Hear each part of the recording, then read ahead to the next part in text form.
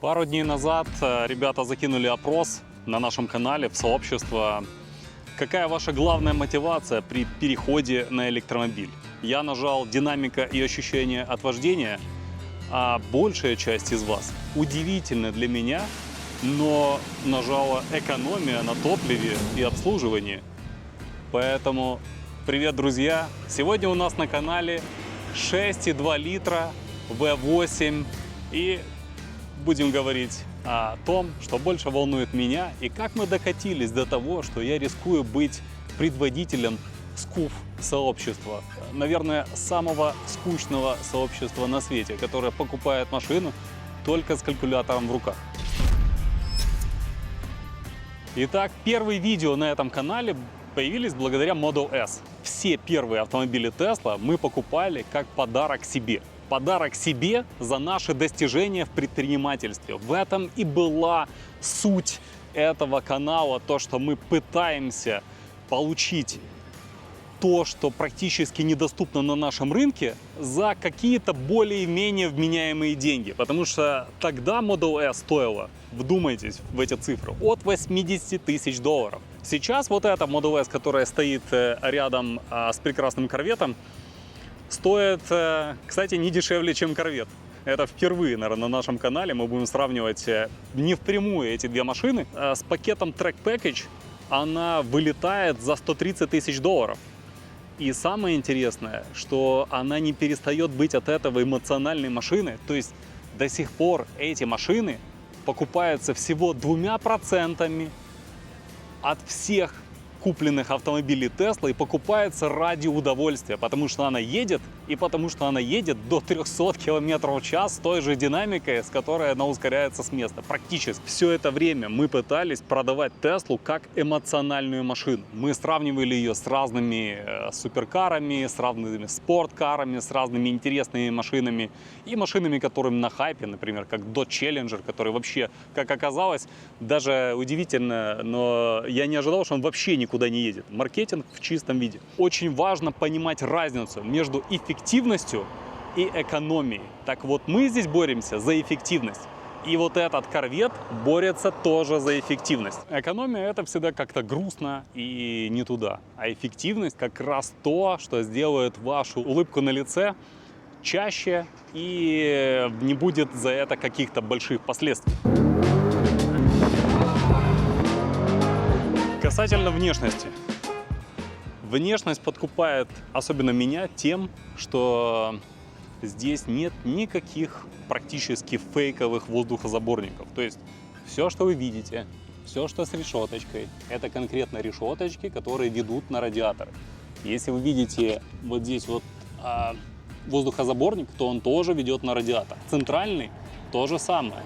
С другой стороны аналогично. И это уже огромный плюс, особенно в современном мире, там, где мы смотрим на некоторые ламбы, и там огромное количество решеток. Да даже не надо ламбы. Тойоты даже этим грешат. Все делают какой-то, занимаются каким-то фейком. В этом расширении тоже воздухозаборник, и он не фейковый, он ведет на радиатор. Это уже не слабая комплектация.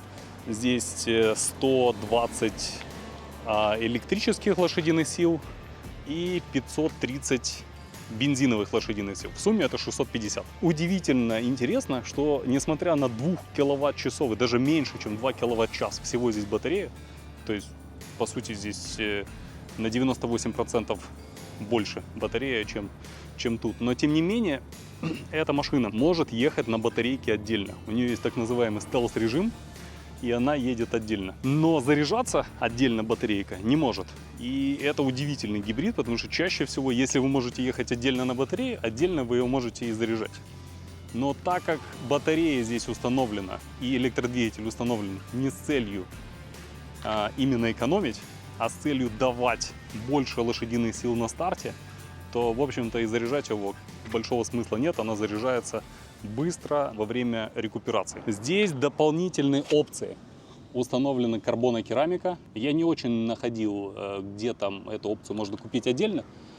Чаще всего уже устанавливают это на некоторые корветы, которые продаются у дилеров. Но цена очень похожа на ту цену, которую мы имеем в Tesla. Потому что в Tesla на сейчас пакет карбонокерамических тормозов с облегченными колесными дисками стоит $25 тысяч. То есть $19 тысяч это карбонокерамика и $5 тысяч отдельные колеса. Здесь колеса идут практически всегда. Такой колесный диск. И около 20-ки, да, вам обойдется карбонокерамика.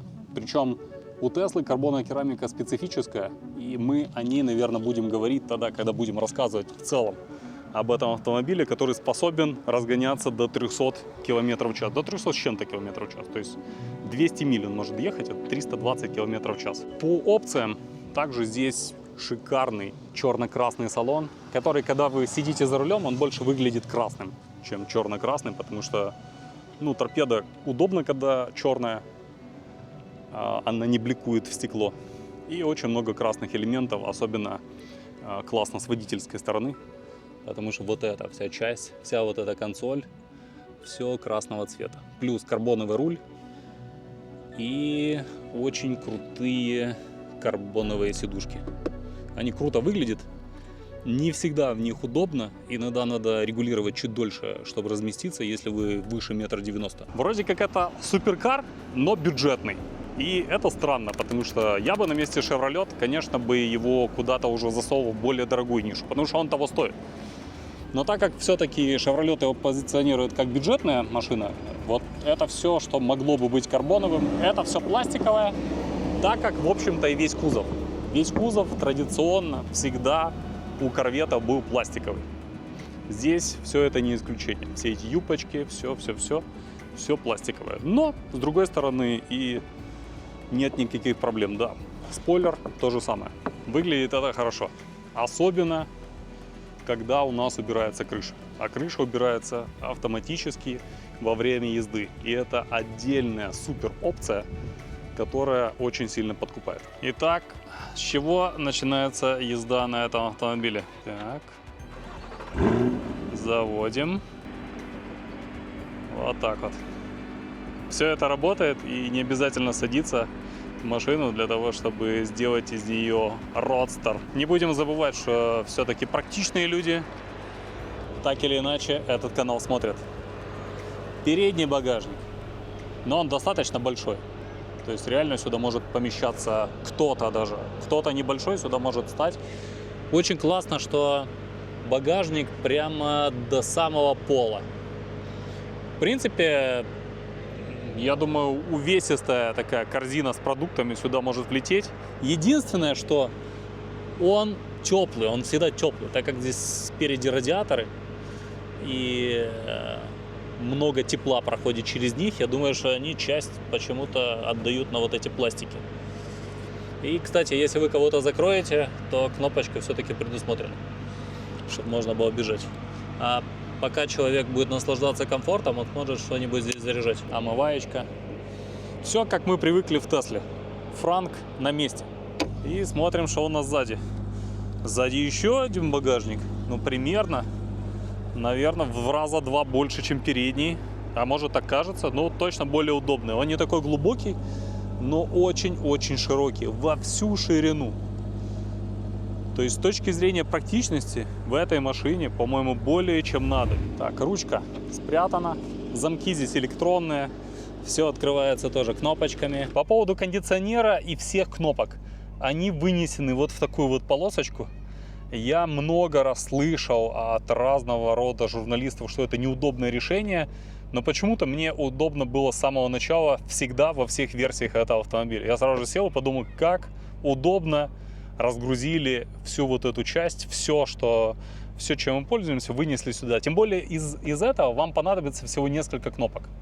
Это вот включение кондиционера, и вот на самом верху регулировка теплее, холоднее. Есть такая же внизу, но если нажать кнопку синхронизации, то по сути вы регулируете салон вот этой кнопкой. То есть всего две кнопки в основном будете использовать, и иногда, если что-то запотело, там можно будет еще нащупать какие-то другие там распотевания стекла, заднего стекла. Вот здесь заднее стекло, кстати, с подогревом. Его практически нет, а подогрев в нем есть. Весь кокпит построен вокруг водителя. Это обалденно, это мне очень нравится. Я люблю, когда все построено вокруг водителя, все так развернуто, и развернутее некуда. Тоже есть люди, которые жалуются на то, что пассажиру неудобно тянуться к монитору, неудобно нажимать кнопки, которые касаются климат-контроля. И у меня только единственный вопрос: а чего пассажиру должно быть здесь удобно? Здесь все хорошо. Руль у нас квадратной формы. И, в принципе, он достаточно удобный. Он маленький, он очень функциональный. Кнопочки громкости, здесь кнопочки меню, кнопочки, отвечающие за круиз. Из минусов никакого умного круиз-контроля здесь нет. Конкретно в этой машине. Может быть, в следующих корветах уже поставят. В принципе, у Chevrolet есть прекрасная система Super Cruise. Это аналог автопилота 2016 года. Отлично работает. Здесь, конечно, этой штуки не хватает, как по мне. Кнопка Z, которая всегда включает вам какой-то предустановленный спортивный режим. Вот, можем нажать. И звук выхлопа стал другой. Здесь появились настройки, у нас руль, трансмиссия. Мне интересно посмотреть, как работает режим стелс. Для этого заглушу двигатель. Я буду сейчас первый раз включать режим стелс. Режим стелс — это тот режим, там, где мы с вами сейчас потратим вот эти невероятные 2 киловатт-час высоковольтной батарейки. Вот он у нас. То есть машина у нас не заведена. Вот так можем его включить. Вот, класс! Круто! Я откопал в этой машине электромобиль и радуюсь как ребенок. Смотрите, приборка у нас другая. Включаем драйв. И вот мы поехали без звука. Без звука, только на электромобиле. Это забирает звук от корвета. Я тебя специально посадил, чтобы ты понял, что такое крутой электромобиль. Если бы я знал, я бы точно знал, чтобы с тобой точно не кататься в этой машине. По большому счету, это единственный в мире переднеприводный электрокорвет. Главное не попадаться на глаза вот этим вот любителям души. Автоэнтузиастам.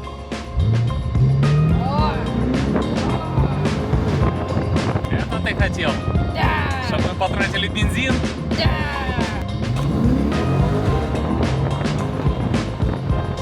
В таком режиме можно ехать до 45 миль в час. А если мы в черте города, то здесь всего максимальная скорость 45 миль в час. То есть это примерно 70 чем-то километров в час. И этого более чем достаточно для того, чтобы кататься по городу.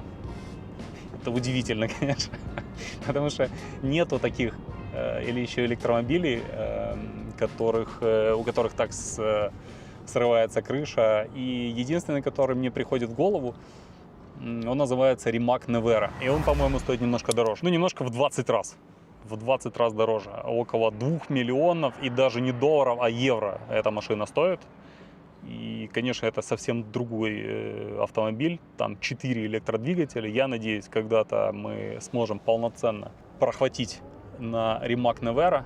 Но а сейчас у нас пробник этой машины. Электрический корвет. Очень плохо, что режим стелс нельзя включать на ходу, а он включается только на незаведенной машине. Вот у нас Tesla. Можем устроить заезд. Я чуть-чуть нажал больше педаль акселератора, чем надо, и у нас проснулся 6,2. Ну, раз он проснулся, давайте пусть он для нас позвучит немного.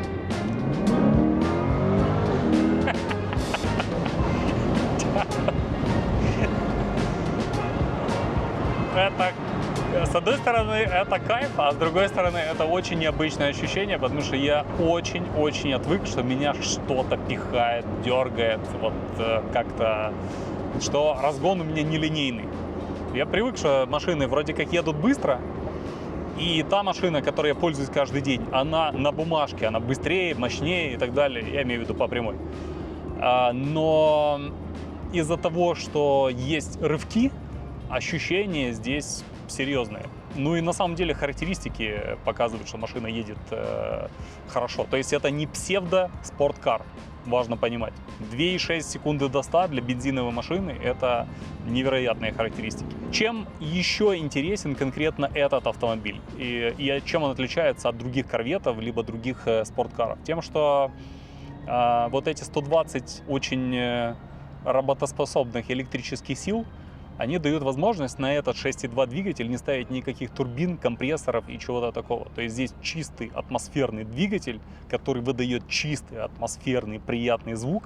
И в то же самое время машина едет как любая вот эта вот перекрученная несколькими турбинами современная, далеко от сервиса до сервиса не едущая машина. Вот в чем основной фикус. То есть это эффективная машина, если вы хотите слышать вот тот самый 6,2 двигатель от грузовика. Почему батарейка всего 2 киловатт-часа? Потому что они не хотели, чтобы машина стала слишком тяжелой. Она и так стала тяжелее. Из-за этого этот автомобиль критиковали, потому что у этой версии корвета центральномоторной почему-то, так же, как и у предыдущих версий корвета, всегда была недостаточная поворачиваемость. И она ощущается теми, кто выезжает на трек. Когда я прохватил из одного города в другой город, но никаких таких ощущений, конечно, эта машина не дает. Она едет идеально, траектории держит идеально. Как по мне, входит в повороты хорошо, но я не доводил ни до каких пограничных значений. S-ку, тройку я довожу регулярно, потому что эти машины мне привычнее. Здесь мне немножко страшновато. Если бы я создавал такого плана автомобиль, конечно же, я бы батарейку поставил больше, электродвигатели поставил больше, и у меня бы что-то получилось типа Кёнигсега, наверное. Я очень бы хотел, чтобы Tesla как можно быстрее выпустила Roadster, чтобы там было 1000, 1200, 1500 электролошадиных сил, и я точно понимал, что они для удовольствия, и я еще бы мог разделить это удовольствие с еще 2 членами семьи, хоть даже им было бы не супер удобно, я так понимаю, потому что там вряд ли стоит ожидать комфортные большие задние сиденья, но здесь никаких задних сидений вообще не предусмотрено. Но и так, машина центральномоторная, с 2 достаточно большими багажниками, с отъезжающей крышей назад автоматически. По-моему, за такой бюджет вы получаете намного больше, чем вам может дать огромное количество более именитых гиперкаров. Что как-то странно и, как по мне, не очень круто бороться ценой.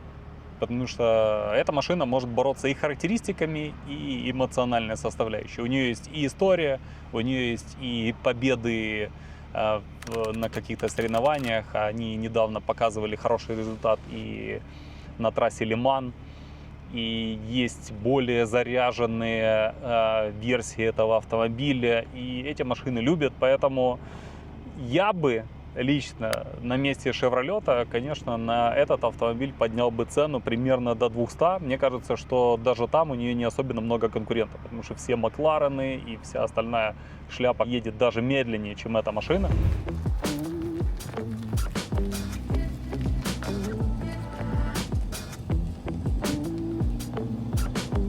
Отлично выглядит. Выезжает наш сосед Бобби. И у него перед этим был Lamborghini Huracan. И я ему говорю: Бобби, расскажи мне, пожалуйста, какая разница между Lamborghini и этим корветом? Зачем я должен купить Lamborghini вместо корвета? Он говорит: Lamborghini быстрее. А потом я говорю: 2,6 секунды до 100 эта машина едет. Он говорит: окей, Lamborghini не быстрее. И потом говорит: Lamborghini менее удобная, не быстрее. И дай мне прокатиться, я сейчас тебе дам комментарий. No, this has a lot of power. It has a lot. I mean, it's right there with the Lambo. This is much more comfortable too. Much more comfortable. I love the way it handles much more than the... If price is same, what kind is your... Yeah, I would go for this. This one? Yeah, I really would.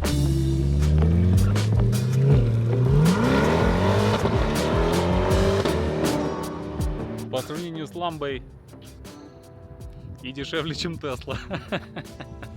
По поводу подвески. Подвеска работает обалденно. То есть она работает плюс-минус так же, как в Model 3 Performance. есть она практически все поглощает, сглаживает и передает только очень крупные неровности. А когда мы едем по хайвею на скорости, я удивился, насколько она плывет. То есть она из-за того, что это достаточно длинная база, она еще и имеет такое свойство плыть и вести себя как на волнах, если неровности достаточно пологие. Очень интересно, я не ожидал. Я думал, что-то будет такое зубодробительное, неудобное, но вообще все отлично работает. Материалы салона. Пока стоим, здесь мягенькая, прогибаемая, тверденькая, тверденькая. Здесь все в середине, все в войлоке. Да, карманчики у нас в войлоке. Здесь ткань, классная такая, грубая ткань. И все остальное в коже. И сверху у нас черная алькантара. И по материалам, мне кажется, не все пластики такие мягкие, как я бы хотел. Но в целом, по материалам, мне кажется, это топ. Везде, чего касается рука, все в коже. Все, что не кожа, алюминий. Все, что не алюминий, не кожа, ворс, либо алькантара.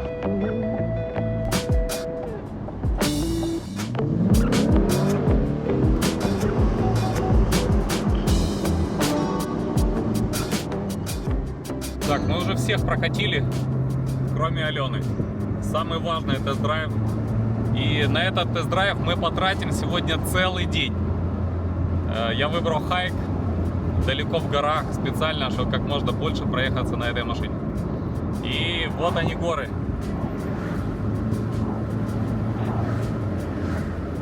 Вот она красота. Еще одна красота. Тебе все нравится?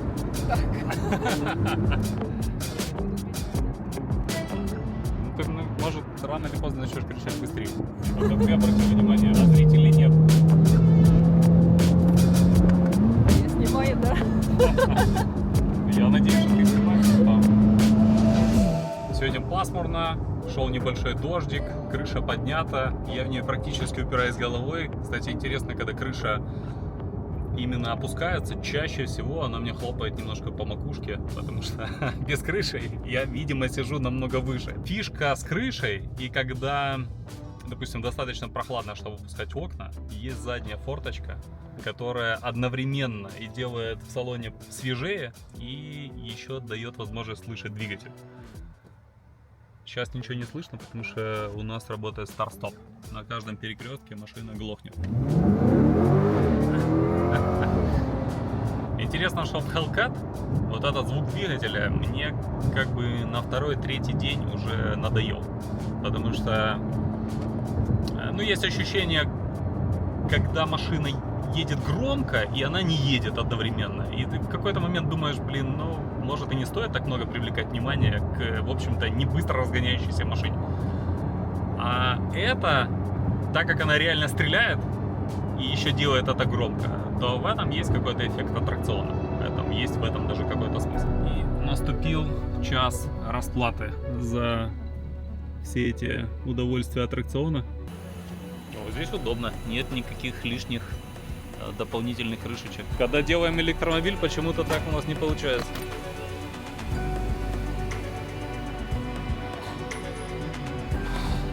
Смотрится хорошо, даже на заправке. $73. То есть, по сути, 2 заправки, и можно месяц ездить на плейде, заряжаясь от домашней розетки.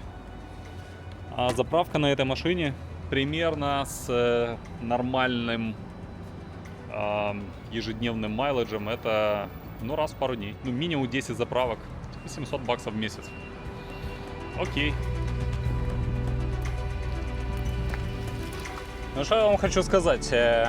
После 3 часов или даже 1,5 часа первый проведенный в этой машине, мне она очень сильно не понравилась. У меня начал болеть бок, начала болеть спина, и я подумал, что это абсолютно бесполезная штука.